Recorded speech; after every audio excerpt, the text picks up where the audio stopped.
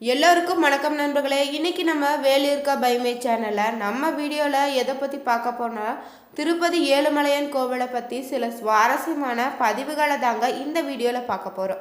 இந்த வீடியோ உங்களுக்கு பயனுள்ள தகவல்கள் நிறைந்ததாக இருக்கும். அதனால் நீங்கள் கடைசி வரைக்குமே ஸ்கிப் பண்ணாமல் பாருங்கள். நீங்கள் முதல் முறையாக நம்ம வீடியோவை பார்க்குறீங்களாக இருந்தீங்கன்னா சேனலோடைய பெல் பட்டனை கிளிக் பண்ணி சேனலை சப்ஸ்கிரைப் பண்ணிக்கோங்க. வாங்க நண்பர்களே, வீடியோக்குள்ளே போகலாம். எல்லோராலும் பார்த்தீங்கன்னா எளிதாக திருப்பதி சென்று முடியாதுன்னு சொல்லலாங்க. ஏழுமலையானே அழைத்தால் தாங்க ஏழையாக இருந்தாலும் சரிங்க, மிகப்பெரிய கோடீஸ்வரராக இருந்தாலும் தரிசனம் கிடைக்குமாங்க. சீனிவாச பெருமாள் அருள்பாலிக்கக்கூடிய ஆனந்த நிலையம் பார்த்தீங்க முதல் அவர் அணியக்கூடிய பட்டு பீதாம்பரம் வரை அனைத்துமே சிறப்புகள் சொல்லலாங்க. திருமலை சென்று வந்தாலே திருப்பொண்ணு பலருடைய நம்பிக்கையாக இருக்குதுங்க. அந்த நம்பிக்கையின் அடிப்படையில் தாங்க மணிக்கணக்கில் கூட சில நாட்கள்னு காத்திருந்து ஏழுமலையானை தரிசித்து வராங்க. திருமலையினுடைய அடிவாரத்திலிருந்து பெருமாள் அருள்பாலிக்கக்கூடிய ஆனந்த நிலையம் வரைக்கும் பார்த்திங்கன்னா ஏழுமலையானுடைய அருள் நிறைந்திருக்குதுன்னே சொல்லலாங்க. ஆந்திர மாநிலத்தில் பார்த்திங்கன்னா சித்தூர் மாவட்டத்தில் கிழக்கு தொடர்ச்சி மலைகளில் அடிவாரத்தில் அமைந்து இருக்குதுங்க திருப்பதி கோவில். இந்த நகரத்தை ஒட்டியுள்ள திருவேங்கட மலையின் மீது தாங்க ஏழுமலையான கோவிலும் அமைஞ்சிருக்கு. சேஸ்திரி, நீலாத்ரின்னு, கருடாத்ரி, அஞ்சனாத்ரி, விஸ்வத்ரின்னு, நாராயணத்ரி, வெங்கடாத்ரின்னு 7 மலைகளுக்கு அதிபதியாக இங்கு பெருமாளுக்கு ஏழுமலையான் என்று பேரில் பக்தர்களால் அழைக்கப்படுறாரு. இந்தியாவில் பார்த்திங்கன்னா நம்பர் 1 பணக்கார கோவிலில் உலகிலேயே அதிகமான பக்தர்கள் வழிபடக்கூடிய கோவில் திருப்பதி தாங்க. இங்கு ஒரு நாளைக்கு மட்டும் பார்த்தீங்கன்னா சராசரியாக 50 முதல் 70,000 பக்தர்கள் சுவாமியை தரிசித்து செல்வாங்களா.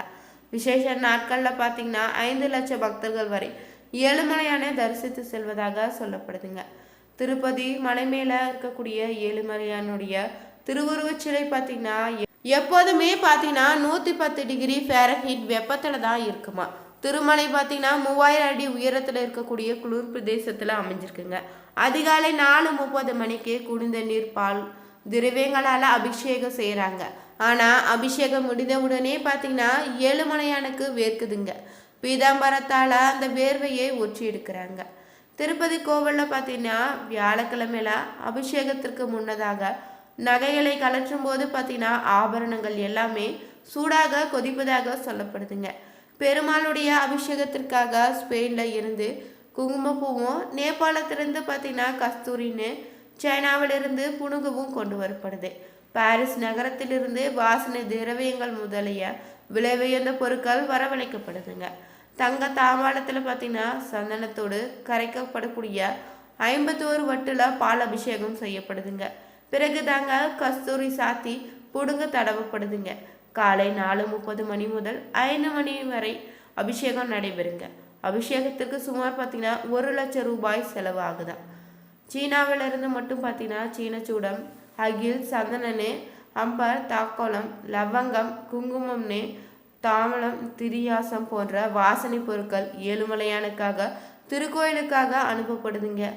ஐரோப்பாவில் இருக்கக்கூடிய ஆம்ஸ்டரில் இருந்து பக்குவப்படுத்தப்பட்ட ரோஜா மலர்கள் பக்தர்களுக்கு திருப்பதிக்கு விமானத்தில் அனுப்பி வைக்கிறாங்களாங்க. ஒரு ரோஜா மலரினுடைய விலை பார்த்தீங்கன்னா ஒரு 80 ரூபாய்ன்னு சொல்கிறாங்க. இந்த கோவிலில் இன்னொரு சிறப்பு என்ன பார்த்தீங்கன்னா அபிஷேகத்தின் போது ஏழுமலையான் தனது 3வது கண்ணை திறப்பதாக சொல்லப்படுதுங்க. ஏழுமலையானுடைய சாலகிராம தங்கமாலை மட்டும் 12 கிலோ எடை கொண்டதாக இருக்குதுங்க. இதை சாத்துவதற்கு பார்த்தீங்கன்னா 3 அச்சகர்கள் தேவைப்படுறாங்களா. சூரிய கடாரி 5 கிலோ எடை கொண்டதாக இருக்குதுங்க. பாதகவசம் பார்த்தீங்கன்னா 375 கிலோ எடை கொண்டதாக இருக்குது. கோவிலில் இருக்கக்கூடிய ஒற்றைக்கல் நீளம் மட்டும் உலகில் யாரிடமும் கிடையாதுன்னு சொல்கிறாங்க. இதனுடைய மதிப்பு பார்த்தீங்கன்னா 100 கோடின்னு சொல்லுவாங்க.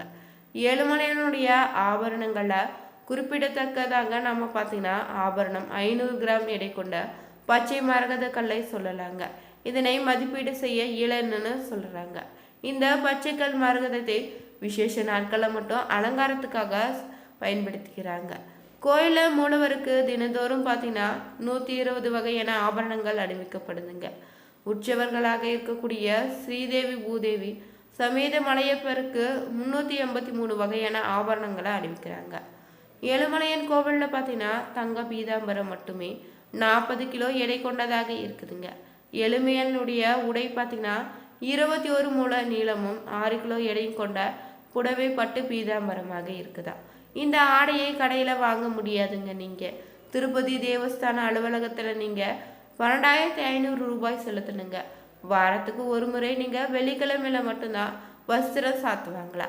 இது மேலே சாத்தக்கூடிய வஸ்திரமும் பணம் செலுத்திய பிறகுதாங்க வஸ்திரம் சாத்துவதற்கான நீங்கள் 3 வருடங்கள் காத்திருக்க வேண்டும்.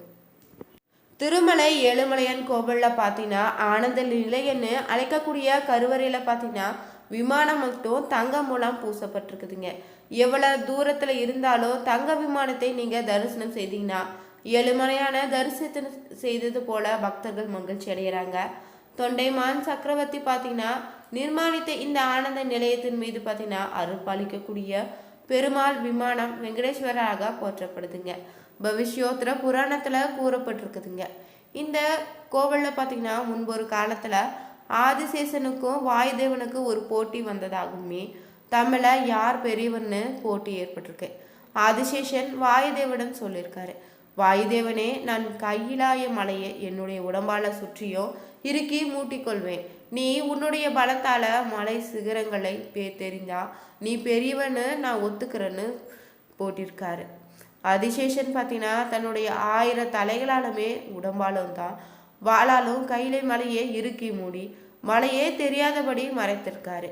வாயுதேவனும் பார்த்தீங்கன்னா பலம் கொண்ட மட்டும் காற்றை வீசி பார்த்து கூட அசைக்க முடியலைங்க.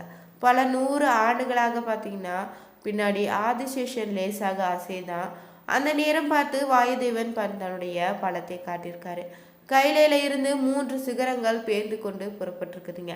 அதில் ஒன்று தாங்க திருமலையில் விழுந்து சேஷலன்னு 7 மலையில் ஒன்றாக உருவானதாகவும் சொல்லப்படுது.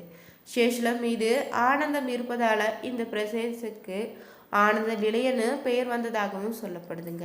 திருப்பதி ஏழுமலையான் கோவிலில் நீங்கள் செல்லும் போது பார்த்தீங்கன்னா ஏழுமலையானை தரிசிப்பதற்கு முன்னாடி ஆதிவராக சுவாமியை நீங்கள் தரிசிக்கணுங்க. அவருக்கே முதல் நைவேத்தியத்தையும் நீங்கள் படைக்கணுங்க. இதுவே விதின்னு சொல்லப்பட்டிருக்குது. வராகமூர்த்தியை வழிபட்ட பின்னர் தாங்க மூலவராக இருக்கக்கூடிய சீனிவாச பெருமாளை நீங்கள் தரிசித்து வழிபடணுங்க. இதற்கு காரணமும் இருக்குதாங்க. புராணங்களின்படி நீங்கள் பார்த்தீங்கன்னா இதற்கு ஒரு காரணத்தை சொல்கிறாங்க. ஆதிவராக சேஸ்வரன்னு தெரிய வருதுங்க. பெருமாள் பார்த்தீங்கன்னா சீனிவாசனாக பூமிக்கு வந்தபோது ஆதிவராக சுவாமியிடம் அனுமதி பெற்றுதான் திருமலையில் தங்கியதாகவும் சொல்லப்படுதுங்க. அனுமனையை தரிசித்து விட்டு பல மணி நேரம் நீங்கள் வரிசையில் காத்திருந்து பல வாயில்களை கடக்கும் பங்காரு வகிலி சொல்லக்கூடிய தங்க நுழைவு வாயில் வழியாக தாங்க நீங்கள் ஆனந்த நிலையத்தில் அருள் புரியக்கூடிய ஏழுமலையான தரிசனம் செய்ய முடியும். அந்த இடத்தை அடைந்த உடனே 7 உணவர்களை நீங்கள் வார்த்தைகளால் உங்களால் சொல்ல இயல முடியாதுங்க. பெருமாளுக்கு நேர் எதிரே கருணனை நீங்கள் தரிசனம் செய்துட்டு தான் பெருமாளை நீங்கள் பார்க்கணுங்க. பெருமாளுடைய பாதத்தில் நீங்கள் முதல்ல தரிசித்துட்டு அவருடைய மார்பில் உரையக்கூடிய மகாலட்சுமியும் தரிசனம் செய்யணும். பின்னர் தாங்க முக தரிசனம் நீங்கள் செய்யணுங்க. இவ்வளவு பொறுமையாக நீங்கள் ஏழுமலையானை தரிசிக்க விட மாட்டாங்க. ஒரு முறை நீங்கள் திருப்பதி சென்று ஏழுமலையானை தரிசித்துட்டு வாருங்க. திருப்பம் உங்கள் வாழ்க்கையில் நிச்சயம் ஏற்படுங்க. மன நிம்மதியும் உங்களுக்கு கிடைக்குங்க. உலகிலேயே பார்த்தீங்கன்னா அதிகப்படியான பக்தர்கள் வழிபட்டு செல்லக்கூடிய கோவில்களாக திருப்பதி கோவிலும் ஒன்றுங்க. இங்கு ஒரு நாளைக்கு சராசரியாக பார்த்தீங்கன்னா 50 முதல் 70,000 பக்தர்கள் சுவாமியை தரிசித்து செல்றாங்க. விசேஷ நாட்களில் 1 லட்சத்தை தாண்டி தரிசித்து செல்வதாக சொல்லப்படுதுங்க. திருப்பதி ஏழுமலையான் உண்டியல தினந்தோறும் பார்த்தீங்கன்னா சராசரியாகவே 3 கோடி வரை பக்தர்கள் காணிக்கை செலுத்தி வராங்க. இதுவரை ஒரே நாளில் 5.73 கோடி உண்டியல் வசூலை சாதனையாக செய்திருக்கு. இந்த கோவிலில் பார்த்தீங்கன்னா திருமலை திருப்பதி தேவஸ்தான் வருடாந்திர பட்ஜெட் ரூ 2,90,000 கோடியே சொல்லப்படுது. திருமலைக்கு ஒவ்வொரு நாளைக்கு ரூ 2 கோடி வரை வியாபாரம் நடக்குதுங்க. இதில் தொப்பி ஏழுமலையானின் உருவப்படம் போன்றவை மட்டுமே 70 லட்சம் வரை விற்கப்படுவதாக சொல்லப்படுது. கோயிலில் இருக்கக்கூடிய மூலவருக்கு தினத்தோறும் 120 வகையான ஆபரணங்கள் அணிவிக்கப்படுதுங்க. இந்த கோவிலில் பார்த்தீங்கன்னா ஆசியளவே திருமலை தறிக்கொண்ட வெங்கம்பால் இலவச உணவு மையத்தில் தினமும் பார்த்தீங்கன்னா 5 கிலோ காய்கறிகள் உணவு தயாரிக்கப்படுதுங்க. இந்த பதிவில் திருப்பதி ஏழுமலையான் கோவிலை பற்றி சில சுவாரஸ்யமான தகவலை தெரிஞ்சுக்கொண்டேன். இந்த வீடியோ உங்களுக்கு பிடிச்சிருந்தா லைக் பண்ணுங்கள், ஷேர் பண்ணுங்கள், கமெண்ட் பண்ணுங்கள். அனைவருக்கும் நன்றி நண்பர்களே.